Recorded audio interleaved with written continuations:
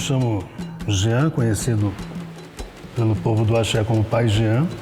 Sou nascido em São Paulo, estou em Franco da Rocha há 49 anos. Sou professor de Direito e servidor público também. Eu tenho de princípio a formação católica, né? Era a religião oficial da minha família. Sou batizado, crismado, primeira comunhão, mas em um dado momento da minha vida, a curiosidade me levou para dentro de uma casa de santo, para conhecer, para ver, e me encantei. Acabou que eu fui envolvido por essa energia e o que as pessoas do santo conhecem como bolar de santo aconteceu comigo. Eu desacordei, quando acordei estava iniciado para o orixá. E daí para adiante eu tive que aprender a conhecer e respeitar essa religião. Eu falo para os meus filhos de santo que é muito interessante quando o evangélico fala que ele ouviu o chamado. Nós também temos nosso chamado. O orixá nos toca, ele nos faz conhecer esse caminho. E eu fui escolhido dentre outros. Me iniciei há 29 anos atrás. Foi a casa aqui em Franco da Rocha, na Paradinha, Baltazar Fidelis, do Pai Léo. Hoje já não está mais conosco. Ele me iniciou, tomei obrigações com ele, com a partida dele eu fiquei com a zeladora de santo, que é a Mãe Cécia. Eu estava na casa desse meu zelador, meu pai de santo, e tinha algumas pessoas que queriam se tratar, queriam se cuidar, queriam fazer as coisas comigo.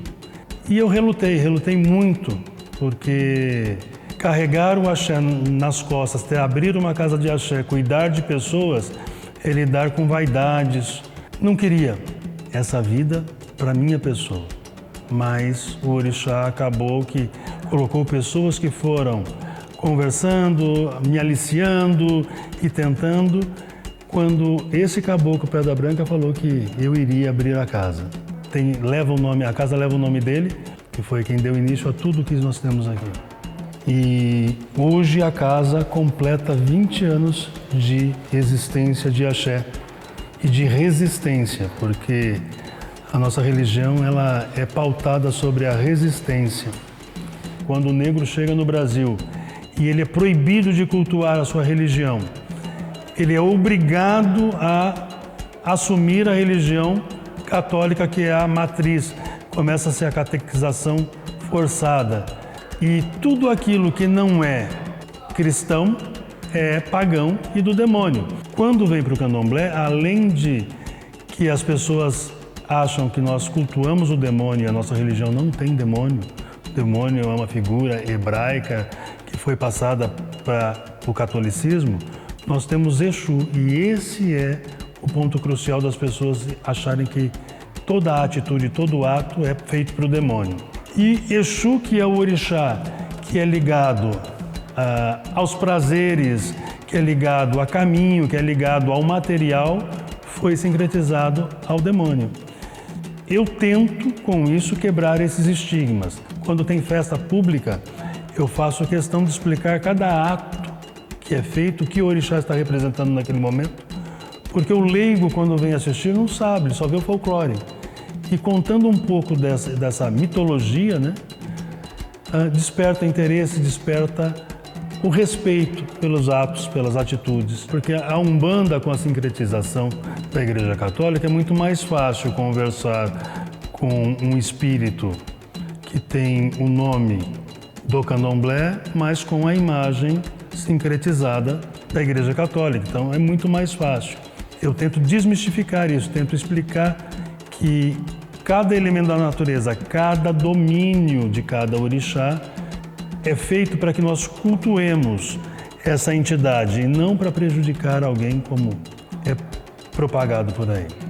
O orixá, ele é o elemento da natureza. Quando nós falamos de Oxum, nós falamos de toda a água doce.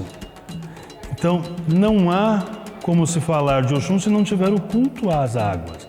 Iemanjá é água. Ogum é o minério de ferro e responsável por toda a tecnologia. Então, trabalhar esse sincretismo da natureza para o orixá, e não para o santo católico, é muito importante.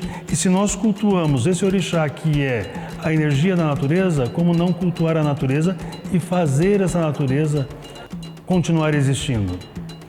Nós não podemos e nós não devemos nunca, pessoas de candomblé, depredar a natureza, fazer entregas, ofertar aquilo que vai voltar à natureza, que vai se decompor sem degradar. Então nós temos que ter essa responsabilidade, porque tem uma frasezinha em Yorubá que é Kosi Ewe Kosi Orixá, sem folha não há orixá. Se nós não tivermos a natureza, não tivermos a água para regar a planta, não vamos ter mais o que cultuar. Quando eu cheguei aqui, no bairro do Lago Azul, eu tenho vizinhos evangélicos. Na condição que essa casa se estruturou em respeito, em fazer algo social, há uma aceitação desses evangélicos que são vizinhos e temos uma boa relação aqui. O que a gente faz é arrecadar cestas básicas, atender aquele que necessita de pronto, de momento. A casa está registrada na Prefeitura de Franco. Caso haja alguma calamidade pública, a casa recolhe os desabrigados e cuida de pessoas que precisam, desde que a Prefeitura nos acione. Franco da Rocha é um pouco complicado, porque a cultura de Franco da Rocha é miscigenada. As casas de candomblé aqui existentes, elas existem por resistência mesmo. O poder público aqui é muito ausente quanto a isso. Há alguns eventos, algumas coisas que a prefeitura permite. Mas nós sabemos que o interesse político, o jogo político é quando vai satisfazer alguma necessidade desse poder público.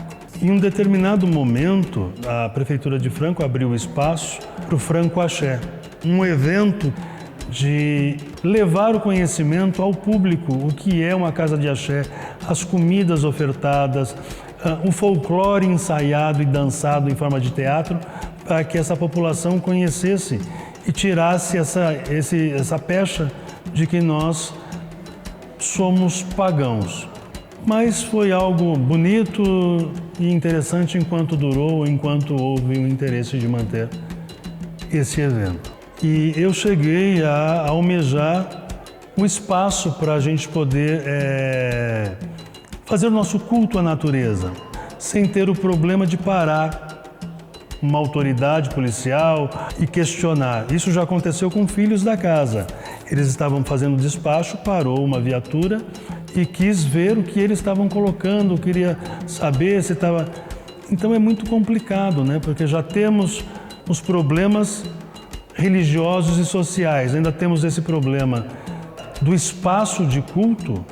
Para que isso seja minimizado, a união das casas, fazer essa força, reivindicar isso junto ao poder público, eu acho que seria muito interessante. O Instituto Oju Axé é um segmento independente de religiosidade para que nós possamos levar o que acontece dentro de uma casa de santo sem esbarrar no sagrado. E por que independente? Porque toda vez que o poder público ele entra para essa religiosidade, descaracteriza e perdemos a religiosidade, por assim dizer. Acaba virando uma massa de manobra, sendo utilizado para algumas coisas. O Ilhaxé, à frente do Ilhaxé, eu também participo, né, dos casamentos comunitários como um sacerdote para poder ir lá e levar uma palavra de bênção, de união aos casais que a prefeitura promove esse casamento. É difícil o trato com pessoas na vida comum, no cotidiano. E ser um líder religioso vai além disso, porque o zelador de orixá, aquele que cuida de orixá, ele não somente é zelador, ele acaba sendo psicólogo, ele acaba sendo pai, amigo, porque a pessoa chega com os seus problemas e ela despeja e quer voltar melhor para casa. Ter uma casa de santo, estar à frente, dirigir uma casa de santo, é ter responsabilidade com pessoas, é cuidar de cabeças. A casa de axé, ela tem que ter essa responsabilidade. Ela tem que fazer a pessoa se sentir bem. ela tem que fazer a pessoa sentir acolhida. Franco da Rocha é uma cidade que não tem uma simpatia, por assim dizer, às casas de santo. Então, ser zelador de santo em Franco da Rocha é você viver dentro do seu espaço. Mas eu tenho um IAO iniciado e ele é professor na rede pública. Ele está cumprindo os preceitos e esses dias me relatou, ele falou assim: pai, eu estou com um problema, estou sendo hostilizado pela dirigente da minha escola. Porque ele está de quelé, ele está de branco, ele está vivendo os preceitos que se vive de uma casa de candomblé de um iniciado. Isso nos dias atuais, onde nós temos legislações afirmativas, nós temos política pública afirmativa da religiosidade, é muito complicado isso. Você dizer Franco da Rocha, São Paulo, Caieiras, qualquer outro lugar.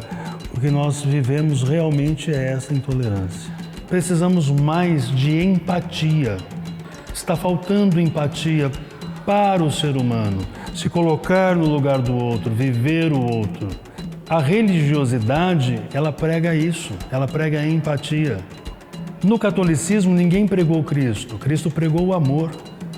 E falta isso na interação da religiosidade.